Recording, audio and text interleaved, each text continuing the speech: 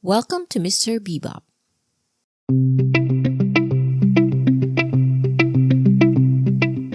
I asked my mom some time ago to enumerate her favorite actors, and not long afterward, I also asked my dad. He came up with an interesting list. Some choices are no-brainers because I've heard my dad talk about them quite a bit, though there are some surprises too. So, I included my reactions. If I agree or disagree with his choice, or if I've even seen the actor in question. My dad's criteria seems simple enough. He likes the Cowboys. Whenever I'd ask him to explain why he chose a particular actor, he'd just say, "Oh, I like him because he's a cowboy."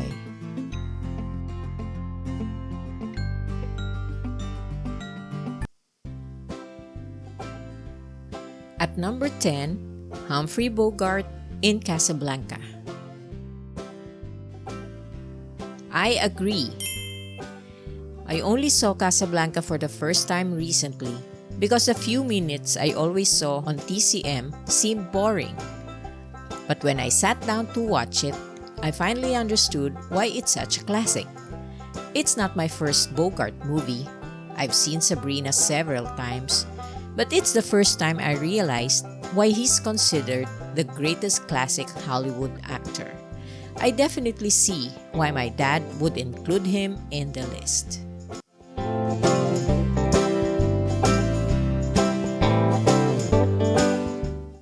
At number 9, Gregory Peck in Roman Holiday.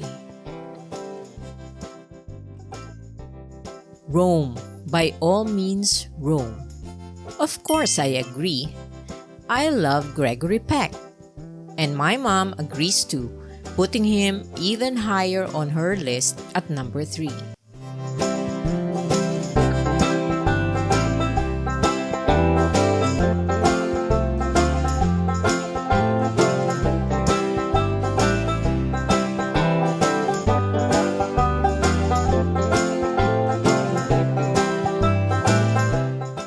At number 8, James Stewart in It's a Wonderful Life. Most wholeheartedly agree. I know full well how much my dad loves James Stewart because no matter how many times he's seen his movies, he will always drop everything whenever a James Stewart movie is playing on TV.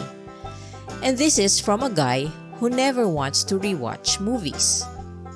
And my dad is always game to watch It's a Wonderful Life with us every holiday season. At number 7, John Wayne in True Grit. I disagree. I've seen a couple of John Wayne movies, and I must admit, I'm not a fan. I thought comedians' impressions of him were over the top, but having seen his acting, I realized they're really accurate. What is up with all the pilgrim? But somehow, my dad loves him, so I just make sure to stay as far away from the living room as possible whenever he puts on his precious John Wayne movies.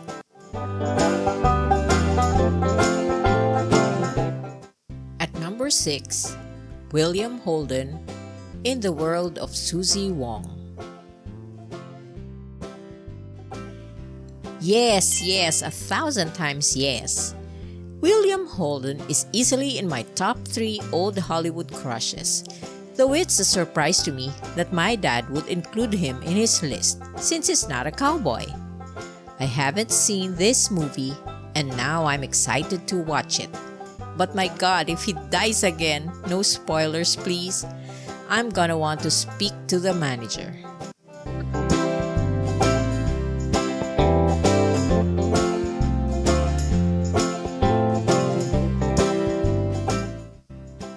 At number 5, Bert Lancaster in From Here to Eternity.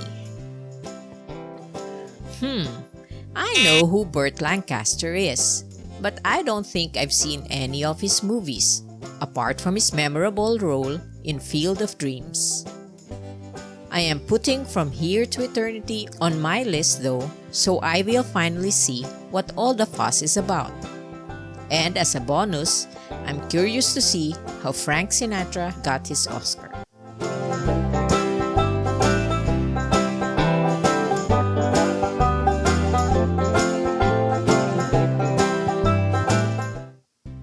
At number 4, Robert Mitchum in The Sundowners. I'd have to say I don't know him, though I have heard of Robert Mitchum, because I've never seen a single one of his movies. If I were to pick one, I doubt I'd start with My Dad's Choice, because it seems it's another Western, which I can't really get into. Reading about him, I think the reason my dad put him so high up on his list is because he typically played what he would call bandido types, the anti-hero or maverick. But Deborah Kerr is also in The Sundowners, so on second thought, maybe I will try out my first Mitchum movie someday.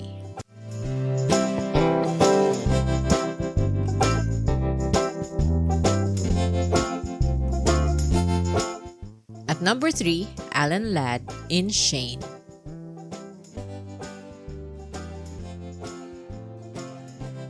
I don't know him at all, but my dad talks about him and Shane all the time. This is the movie which ends with Shane, come back, right? I don't want to watch a Western that will leave me depressed. This is a hard pass.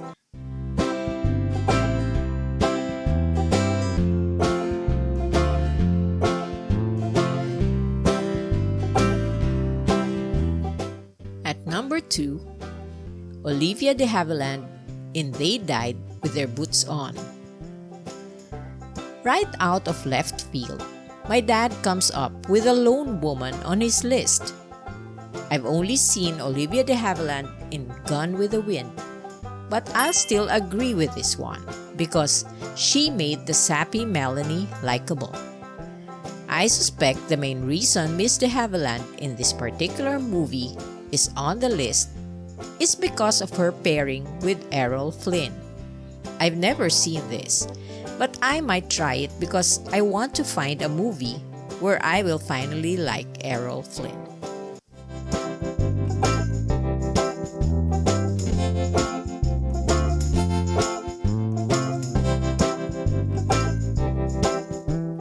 And finally, at number 1, Robert Taylor in Bataan.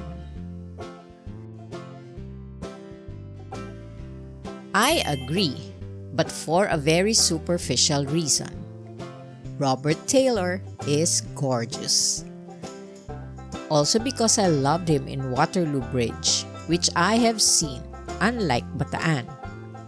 But that's not the reason he's my dad's number 1 though. It turns out, even as a young boy, he's admired Taylor, probably because he always played the perfect hero.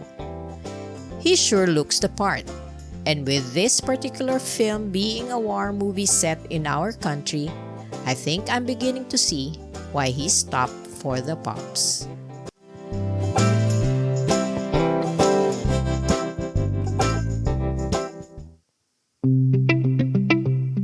What do you think of my dad's picks? Do you agree, disagree, or don't know them at all?